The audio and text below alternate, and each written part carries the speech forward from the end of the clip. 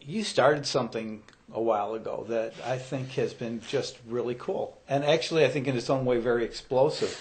And that's the open mic that you've been running up until recently. You've been running with Jeff Riles, and now you're running it with Steve Piper. But basically, you're the consistent in that equation. And I've had the opportunity to go down there quite a few times, and it's just an absolutely fantastic night. How did that come about? Well, it's kind of interesting. It's just you mentioned Jeff Riles, my good buddy and musical partner for the last dozen years or so. We met at an open mic.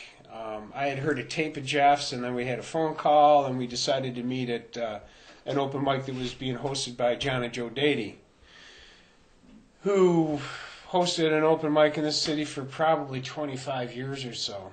And so Jeff and I met there and became fast friends, and started writing together, or just actually supporting each other's tunes. And at one point, somebody had mentioned the flip side to me, and I stopped in there one night. An old friend was playing there. Brian Clancy was playing there, actually, and I stopped and talked to the folks there, and Joe Dady was with me, and he mentioned to the owners, you should check out Jed and Jeff's music. So we went in there and started doing some gigs, became friends with the owners and kind of favorites. They'd come to us and give us a lot of Friday night gigs. And at the same time, the Dady brothers had stopped doing their open mic, and so there was a vacuum, there was a void. We approached Beth about putting an open mic together, and she said, sure, let's give it a try. And it's good choice. 4.5 years ago. Yeah. Well, you had been hanging around at Highly Morris's Alley when you were a kid, and one of the things I found that was pretty cool, because I've always loved what Bat McGrath does, but Bat McGrath has considered you one of his favorite writers from up here, and I'm just wondering, how that must have felt when you heard that. Wow, I tell you, I was really honored, and I really wasn't sure if it was sincere, but it happened enough times that the validation, I guess, that I got from somebody that I admire so much, is really fuel for your creativity. And it's kind of few and far between, but I had sent him some material, and he sent me back this really nice email saying that the teacher is learning from this student, with a big, smile there. So that felt really good, really, really good. And but you don't want to kill yourself with kindness either, because you always want to keep striving, And, well, absolutely, and that's one of the things that I've really appreciated about you in the times I've been able to see you, is that you do keep striving. It doesn't seem to me like you ever let grass grow underneath your feet. You're always trying something new. When I see you over at the open mic, you're always running around trying to make things work, and you just do a great job of it. No, thanks, man. So you're going to do another song for us right now, the song we talked about. We're looking forward to hearing it. All right. And let's hear it. Okay. Okay. Right. Thank you, Jed. Thank you. Thank you, Jed. All right. Awesome. Thanks.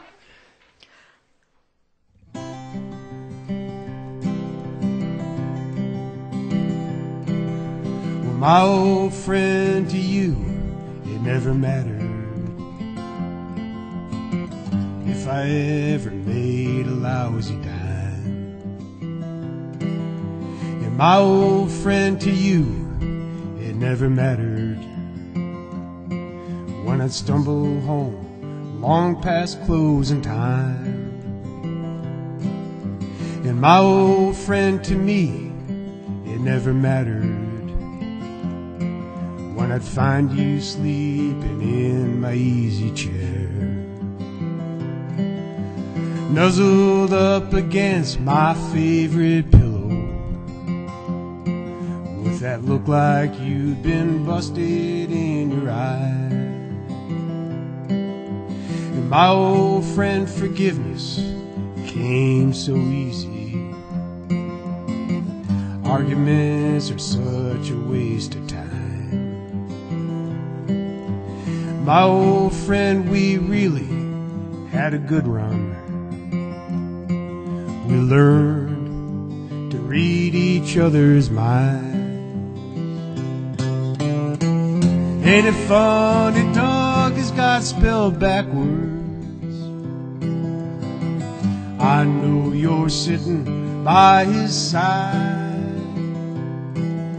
receiving your rewards 'cause you deserve them. You served your master till the day you died.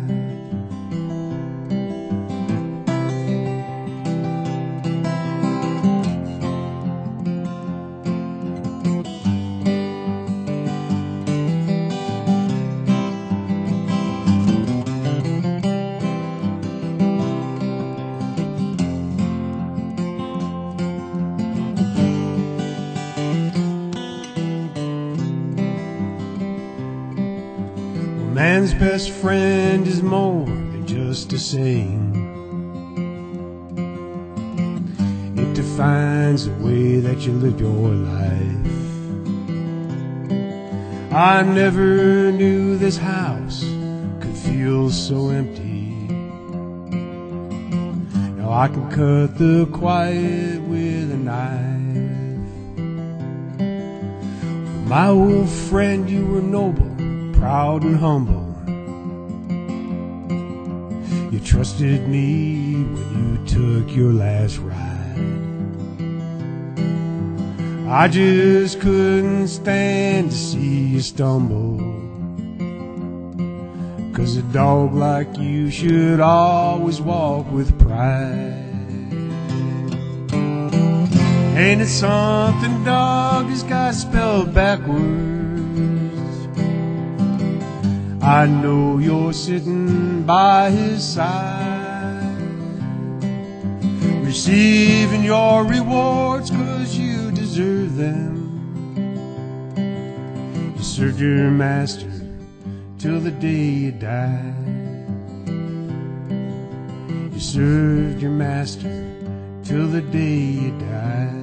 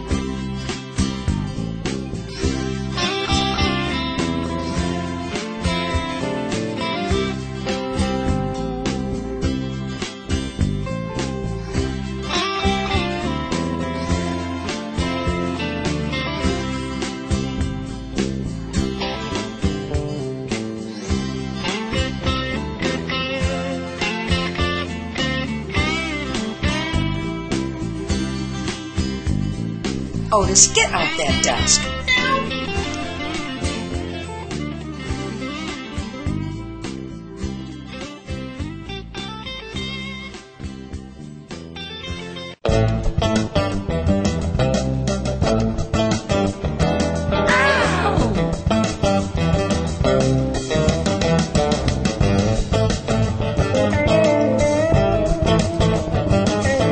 I was just a little skinny white boy, barely turned 13. My cousin called me up on the telephone and said there's someone you just got to see. He said I bought an extra ticket for you, and tonight we're going downtown. 'Cause you ain't lived, you ain't seen a thing until you've seen James Brown.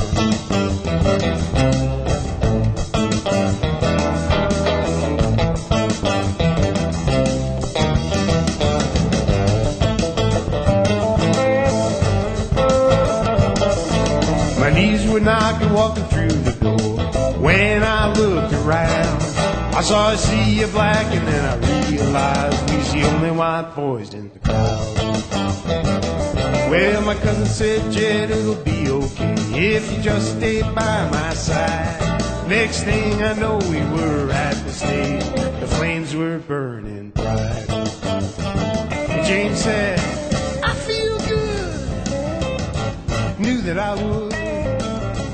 Got sugar and spice. You never heard a band sound so tight. And I felt good.